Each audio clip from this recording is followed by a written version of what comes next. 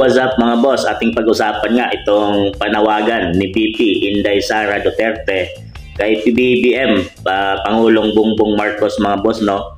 Nanawagan siya na muling pag-aralan ang mga kasunduan sa pagitan ng National Democratic Front of the Philippines or NDF-FP. Ito nga mga boss, no, dahil bibigyan naman ni PBBM ng amnesty ito para magkasundo ng mga boss para sa kapayapaan dyan nga sa laban sa mga teroristang NPA, CPP, NPA at NDF mga boss, no?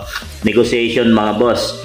So sa pahayag ni VP Inday Sara na bawiin ito mga boss dahil sa kanyang karanasan mula pa nga nun sa Davao nung siya ay maupong bilang mayor mga boss, no, ay marami na siyang karanasan dito nga sa mga kaguluhan ng NPA. Paniwala ni VP Inday Sara Duterte mga boss, no, na hindi ito makakatulong yung pagbigay ng amnesty sa kanila para magkasundo kapayapaan mga boss, no, sa Pilipinas.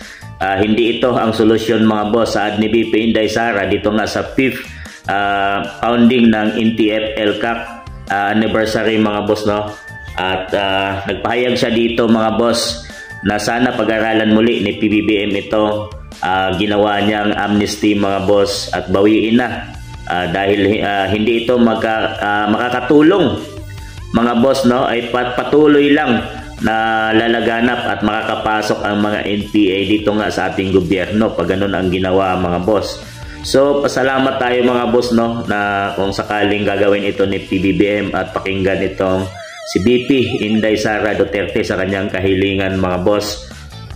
Pero pag nagkataon mga boss, no, na si VP Inday Sara ay magiging presidente ng Pilipinas, siguradong pupulpugin at tuwasakin niya tong mga CPP, NPA mga boss na to dahil galit si VP Inday Sara dito mga boss, kagaya ng kanyang tatay na si dating Pangulong Rodrigo Duterte ay galit dito sa mga NPA mga boss dahil laganap ito dati sa Davao at nasugpo.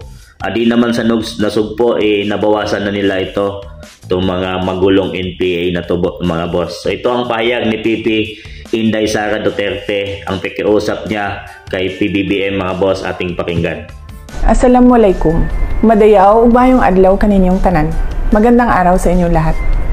Taong 2017, personal kong nakita nag-aagaw buhay sa hospital ang isang biktima ng pinasabog na improvised explosive device ng mga NPA sa Mandog, Davao City. He was struggling and choking with his own blood. It was truly a painful sight. Hindi ko rin malilimutan ang paghingi ko ng tawad sa ina ng namatay na opisyal ng Philippine Army dahil sa nangyaring engkwentro sa Barangay Paquibato, Davao City. Hindi ako nakapagsalita nung ako'y tanungin kung ilang anak pa ba ang mamamatay dahil sa mga terorista sa Davao City. Mga kababayan, walang katulad ang kasamaan ng teroristang Communist Party of the Philippines, National People's Army at National Democratic Front of the Philippines sa kapwa nila Pilipino. Hindi na mabilang kung ilang sibilyan kabilang na ang mga menor de edad ang naging biktima ng madugong digmaang idinulot ng mga terorista. Maraming batang estudyante ang hindi nakapagtapos ng pag-aaral dahil dinala sila sa bundok upang maging armadong terorista. Hindi na rin mabilang ang mga barangay captains, kagawad, security volunteers, pulis at sundalo na nagbuwis ng kanilang buhay para protektahan ang ating mga komunidad. Nananawagan ang kanilang mga pamilya ng hustisya, subalit hindi ito makakamit kung bibigyan natin ang mga teroristang grupo ng amnestiya sa pamamagitan ng Proclamations 403 at 404.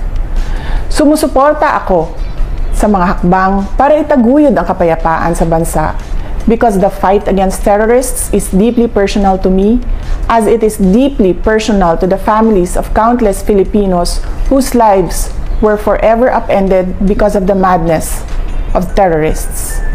Pero hindi ang pagbibigay ng amnestiya ang daan sa kapayapaan. Ang dapat nating gawin ay pagpatuloy ang ating mga nasimulan sa NTF-ELCAC at mas palakasin pa ang mga ito. Panalo na tayo, lumalaban na ang mga komunidad. Mr. President, the government's statement with the NDFP in Oslo was an agreement with the devil.